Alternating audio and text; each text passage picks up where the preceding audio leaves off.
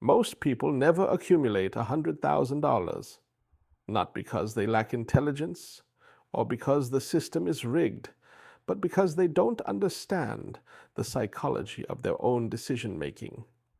After 70 years of observation, I've watched brilliant people sabotage themselves with identical mental errors.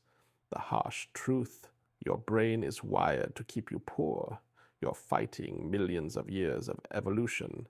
Your ancestors who saved resources didn't pass on more genes than those who consumed immediately. We escaped the caves, but your brain didn't get the update. The power of capital isn't just money. It's freedom. It's leverage.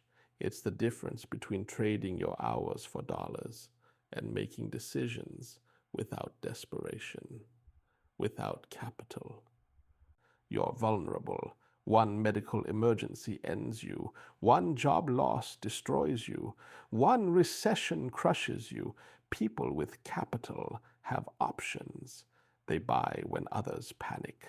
They weather storms. They take intelligent risks because they have a margin of safety. People without capital don't get crushed because they're stupid. They get crushed because they're powerless. The intelligence myth. Here's what nobody wants to hear. Reaching $100,000 has almost nothing to do with how smart you are. I've known brilliant people who died broke. I've known mediocre minds who built fortunes. The difference wasn't IQ. It was rationality. Wealth isn't about being exceptional. It's about not being stupid. It's about recognizing and counteracting the psychological patterns that make humans sabotage themselves with money. You think you're fighting low wages, bad luck, or an unfair system. You're wrong. You're fighting yourself. The enemy within. 19 psychological tendencies. Evolution gave you 19 hardwired tendencies designed to help you survive in tribes. They're now destroying your financial future. Let me walk through them. 1. Reward and punishment. Response society. Rewards consumption and punishes saving. Buy a new car? Everyone congratulates you. Drive a 15-year-old Beta while saving aggressively? People pity you. Your brain evolved to care what the tribe thinks because exile meant death. So you spend to fit in. The result? You're broke at 40, wondering why discipline felt so painful. 2. Social proof. You're a copying machine. If everyone leases BMWs and takes European vacations, your brain interprets that as the correct behavior, even if they're drowning in debt. Your subconscious sees the crowd moving and screams at you to follow. This is how you accumulate negative net worth while playing keep up with the Joneses. Here's the harsh truth. Most people are financially incompetent. Most will work 40 years and have nothing. Most are following a script written by marketers who profit from their poverty. If you follow the crowd, you'll get the crowd's results. Financial anxiety and a retirement dependent on government checks. 3. Envy and jealousy. You see someone with a bigger house or nicer car, and something primitive in your brain howls. That howl will cost you everything if you listen to it.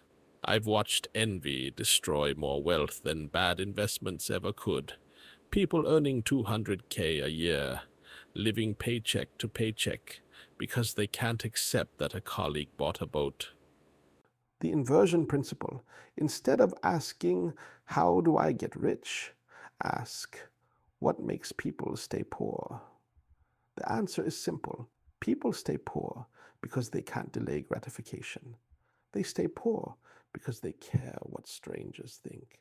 They stay poor because emotions override their arithmetic every single time. The math of wealth is brutally simple. Spend less than you earn. Invest the difference in productive assets. Wait, that's the entire game. But simple, easy. Your brain is screaming for pleasure now, status now, comfort now. Your future self pays the price. 4. Contrast, misreaction. Your brain doesn't evaluate things in absolute terms. It evaluates by comparison. You feel rich until you meet someone richer. You feel poor until you see someone poorer. You get a 20% raise and immediately inflate your lifestyle by 25% because you're comparing yourself to some arbitrary reference point, not to rationality. The rational comparison, every dollar spent on consumption, is a dollar that can't compound for decades. But almost nobody thinks that way. They're too busy comparing their car to their neighbor's car. 5. Deprivation, aversion. Humans hate losing what they have far more than they enjoy gaining what they don't have. This is why people hold losing stocks too long and sell winning ones too early. This is why they can't cut bad expenses from their budget. Your brain treats canceling a daily coffee ritual like someone is stealing food from your mouth. Meanwhile, that's $1,500 a year, invested for 20 years at 10% returns. That's $50,000 you'll never have because your brain can't handle the feeling of loss. The compound interest trap. Everyone talks about compound interest, but nobody actually understands it. Compound interest is powerful, but it's useless if you have nothing to compound. People read about Buffett compounding at 20% for 60 years and think, perfect, I'll do that too. But they have $500 and 3 credit cards charging 18%. They don't have a compound interest problem. They have a capital formation problem. Here's what compound interest actually looks like. You save $6,000. You earn 10%. That's $600 before taxes. Your car breaks down, costing $900. You feel like a fool for even trying. This is where 90% of people quit. They can't handle the psychological pain of watching small numbers grow slowly while life punches them in the face. The difference between those who build wealth and those who don't isn't brilliance. It's the stubborn refusal to quit when quitting makes emotional sense. I didn't get excited about compound interest in my 20s. I was grinding, suffering, watching tiny returns, but the discipline of continuing anyway, that's where fortunes come from. 6. Availability. Bias. Your brain overweights vivid recent examples and underweights statistical reality. You know someone who got rich in crypto, so you think that's viable, ignoring thousands who got destroyed. You remember the stock tip that worked but forget the 10 that didn't. This makes you chase performance and buy at market tops. The rational approach: ignore stories, trust systems, trust data. But humans are story-driven creatures, and stories constantly lie to us about probability. Every lottery winner on TV makes millions waste money on tickets because a vivid story overwhelms mathematical reality. 7. Authority bias. You trust authorities even when they're wrong. Your brain evolved to trust tribal leaders because defying them got you killed. But modern authorities are usually selling you something. Financial advisors get commissions. Media needs clickbait. Economists promote their books. They're optimizing for their interests, not yours. Be honest about financial advisors. Most are mediocre salespeople who couldn't beat the market if their lives depended on it. They charge 1% annually to put you in expensive mutual funds that underperform index funds. Over 30 years, that 1% fee compounds into retiring with 30% less money. But they have a nice office and a suit. So your brain screams, trust authority. The rational move: buy low-cost index funds. Hold forever. Ignore everything else. But that advice doesn't make anyone money except you, so nobody with a platform will say it loudly. 8. Doubt avoidance. Your brain hates uncertainty. When you don't know something, you experience psychological pain, so you rush to eliminate doubt by making a decision, any decision, even a bad one. This is why people panic sell in crashes. I've lived through more market crashes than most people have birthdays. Every single time, the same thing happens. Smart people who understand compounding intellectually completely lose their minds when their portfolio drops 30%. The emotional pain overwhelms the logic, and they do exactly what guarantees permanent loss. They sell at the bottom. Here's what you need to understand. Market volatility isn't a bug. It's the feature that creates returns. Stocks pay you a premium for enduring psychological discomfort. If holding stocks was pleasant and easy, they'd return 2% like bonds. They return 10% because most people can't handle the discomfort. That volatility is your compensation for being rational when others panic. But your brain doesn't think in 30-year periods. It thinks in right now. When the market drops 20%, your amygdala lights up like you're being chased by a predator. The rational action is to do nothing, or better yet, buy more. But rationality feels like stepping off a cliff when your emotions are shrieking at you.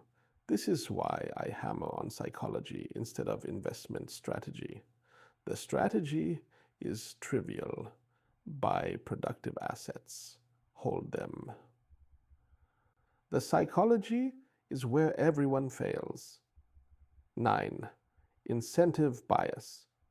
People are predictably irrational when their paycheck depends on it.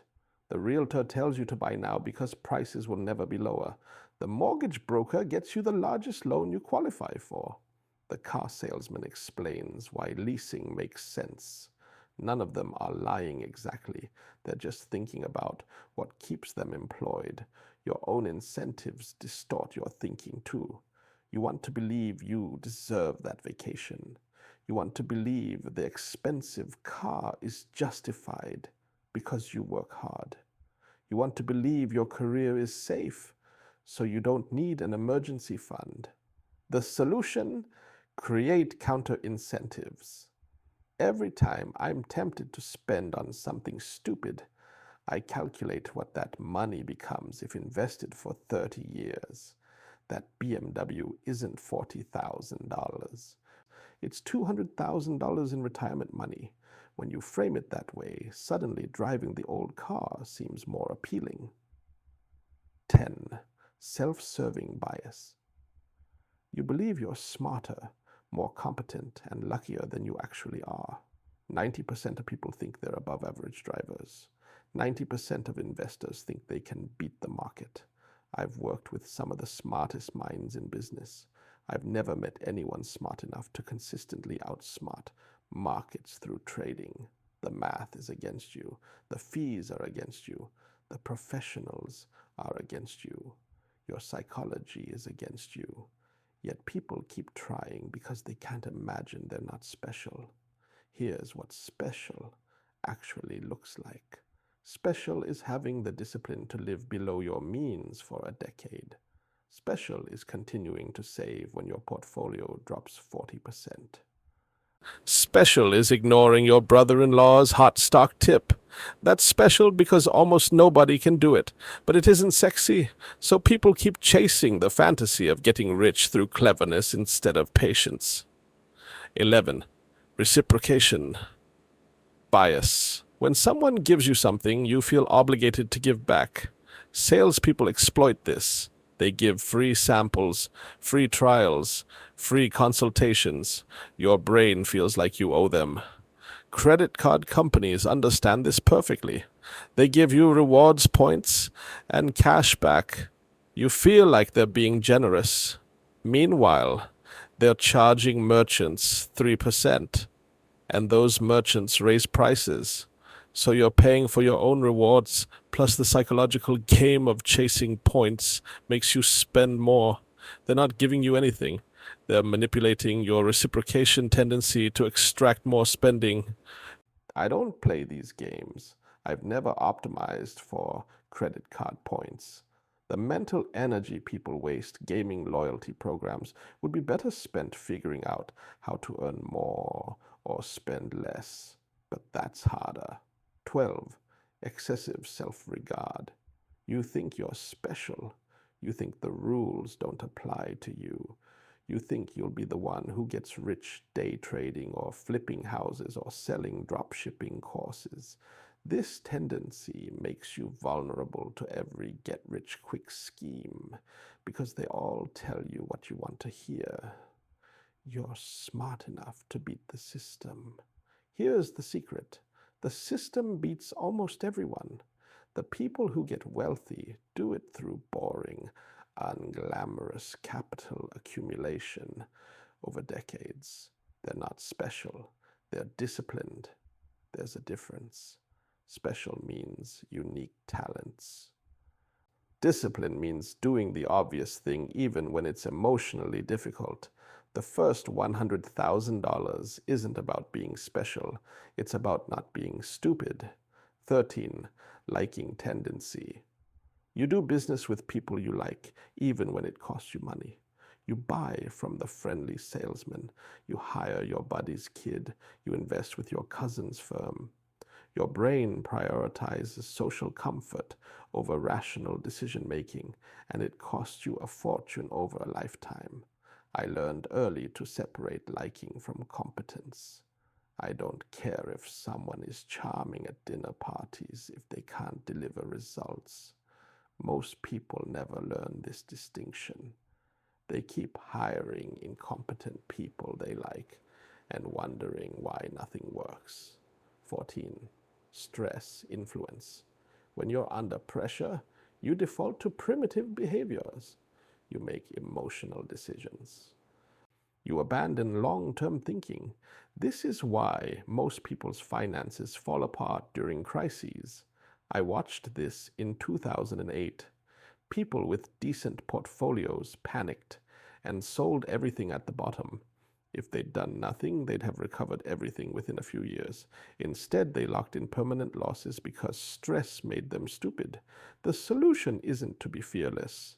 It's to build systems that protect you from your own stress response.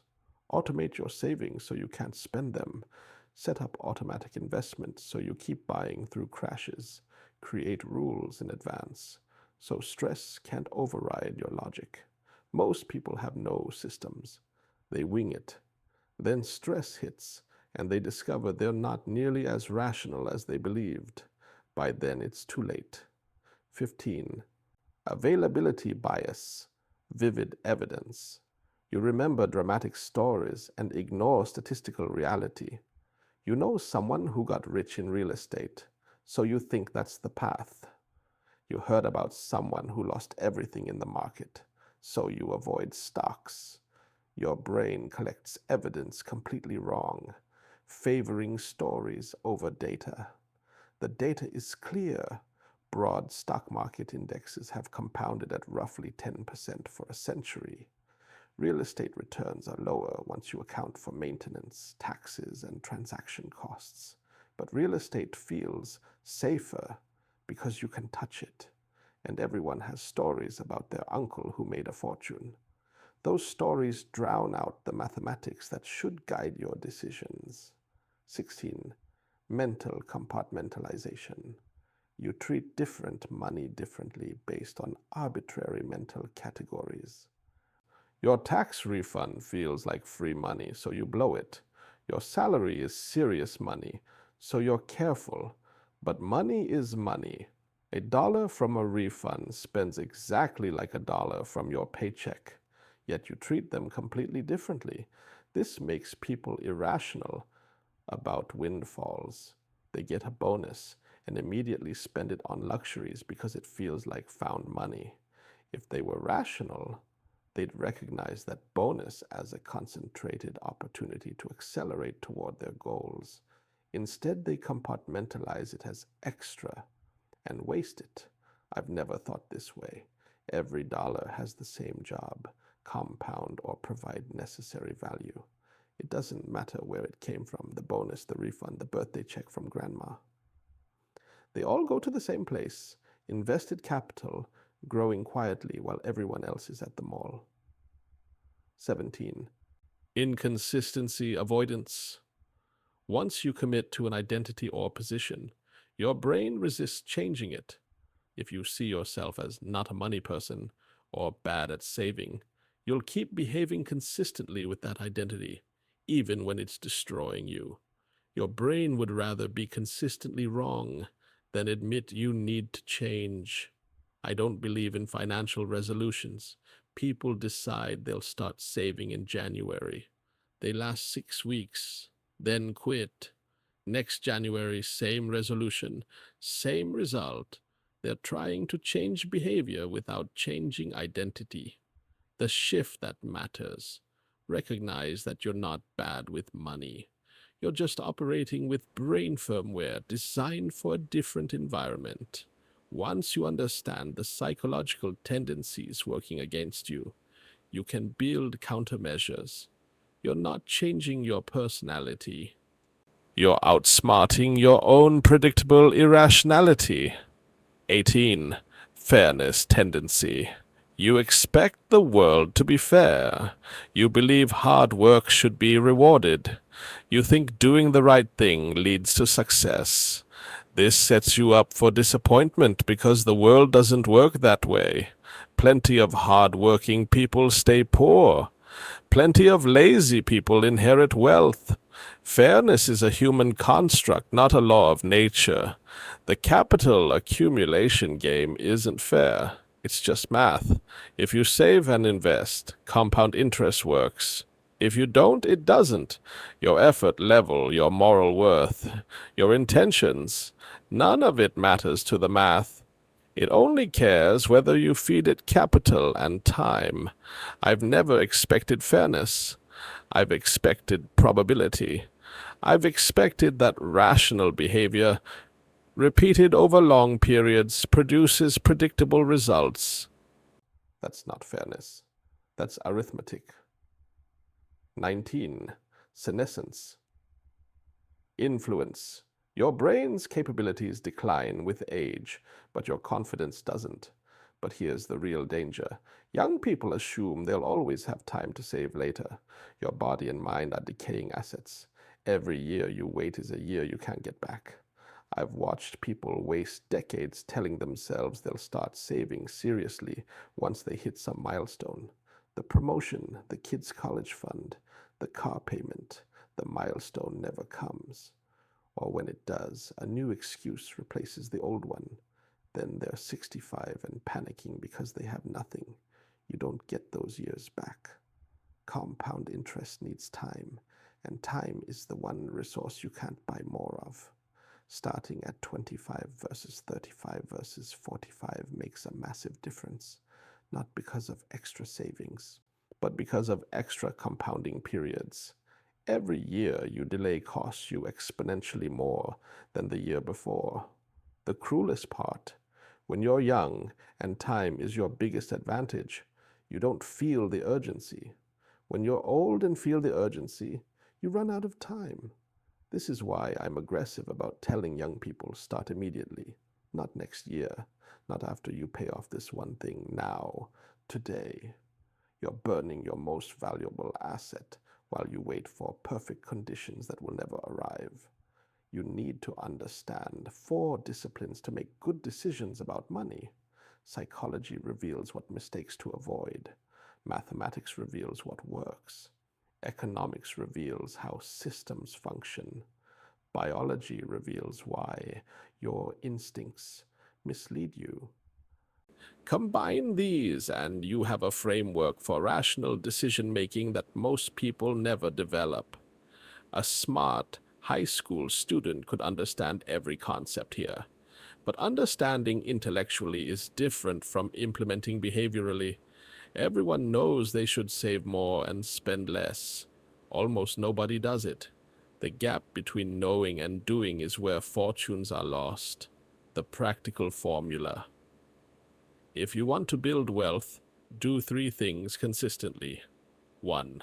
Avoid catastrophic stupidity. No high-interest debt. No gambling disguised as investing. No buying depreciating assets with borrowed money. No panic selling in crashes. Just don't blow yourself up. That eliminates 90% of financial disasters. 2. Live below your means. This isn't about being cheap. It's about being rational. Every dollar you spend on impressing people you don't like is a dollar that can't compound into freedom. Choose freedom over status. Choose optionality over comfort. Choose long-term compounding over short-term pleasure. 3. Invest the difference. Buy productive assets, quality companies, index funds, real estate that cash flows, not collectibles, not cryptocurrency, not whatever your buddy's excited about. Boring productive assets that have compounded wealth for centuries will keep compounding for you if you let them. Building the first $100,000 from zero takes most people 7-10 years of aggressive saving. That's not a guess. That's math.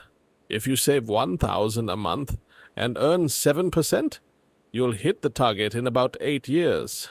Most people can't stomach 8 years of discipline. They want it faster, so they start looking for shortcuts. Options trading. Cryptocurrency. Some guru selling a course on passive income. They convince themselves they can hack the system. Then they lose money, get discouraged, and quit altogether. They would have been better off accepting the timeline and just grinding through it. The timeline feels unfair. I understand that. You work hard. You sacrifice. For years it feels like you're getting nowhere. Your friends post vacation photos while you eat rice and beans. Your colleagues drive new cars while you nurse along that old beater. The social pressure to quit is immense. But here's what they won't tell you. Most of those people posting vacation photos are drowning in debt. The colleague in the new car just signed up for 6 years of payments. They look successful. They're actually trapped. Discipline is driving past the car dealership when your bonus clears. Discipline is saying no to the vacation your friends are planning. Discipline is watching your portfolio drop 30% and buying more anyway. Discipline is explaining to your spouse why you won't upgrade the house, even though you can technically afford it. None of that feels good. Discipline doesn't create Instagram moments. Discipline creates optionality. When you have capital, you have options. You can leave a toxic job. You can start a business. You can buy assets when everyone else is panicking. You can take intelligent risks. Without capital, you take whatever life gives you and smile while it happens. You don't suddenly become rich. You don't quit your job. You don't buy a boat. What you do is absolutely nothing different. You keep saving. You keep investing. You keep living below your means, because 100,000 isn't the destination. It's mile marker 1 on a marathon. This is where people sabotage themselves. They hit the milestone and treat it like an excuse to celebrate. They upgrade their lifestyle as a reward for their discipline. They just spent 10 years building capital, and they destroy the momentum right when compound interest is finally getting interesting. It's like climbing a mountain for hours and then rolling back down on purpose because you're tired. The rational response to hitting $100,000 is nothing. No celebration, no lifestyle inflation, no relaxation of discipline. You just keep grinding because now the math is finally working in your favor. The returns are becoming meaningful. The compound interest is showing teeth. This is when you accelerate, not coast. Here's something nobody tells you. Once you build real capital, once you've seen compound interest actually work over decades, you stop wanting the things that used to tempt you. The fancy car looks like a waste. The expensive vacation looks like compound interest you'll never get back. Your values shift because you've experienced something more satisfying than consumption. The security and freedom capital provides.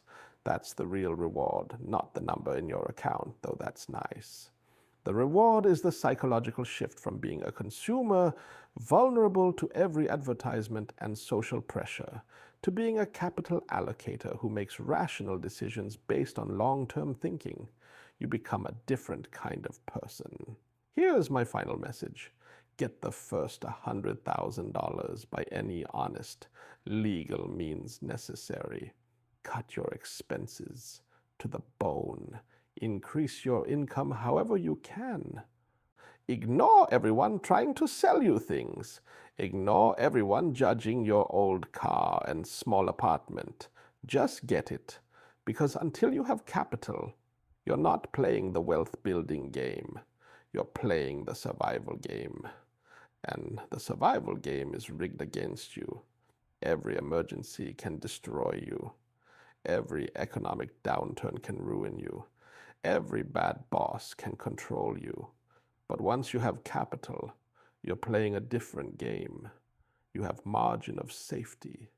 You have options. You have time to make good decisions instead of desperate ones. You're not rich yet, but you're no longer powerless. And that difference is everything. Don't expect it to be easy. Don't expect it to be fast. Don't expect anyone to help you or cheer for you while you do it. Building wealth is a lonely, boring, unglamorous grind that takes years before you see meaningful results. Most people quit because they can't handle the psychology of delayed gratification. But if you can handle it, if you can outlast your own impatience and irrationality, the math will work. It always has. Compound interest doesn't care about your background or your luck or your connections. It only cares whether you feed it capital and time. Give it both, and it will make you wealthy. Fail to give it either, and you'll stay poor no matter how smart you are. You can keep making excuses. Keep spending everything you earn. Keep hoping someone will rescue you. Or you can accept that the game is simple but difficult and start playing it seriously today. Not next month, not next year. Today. Because every day you wait is a day of compound interest you'll never get back. At the end of your life, you'll either look back and appreciate the discipline that gave you freedom, or you'll look back and regret the excuses that kept you trapped. Stop reading. Stop researching. Stop looking for shortcuts. Just start. Save aggressively. Invest rationally. Wait patiently. The first 100,000 is the hardest to achieve, but it's yours to fight for. And on the other side of it is a life most people never get to live. A life where money works for you instead of you working for money.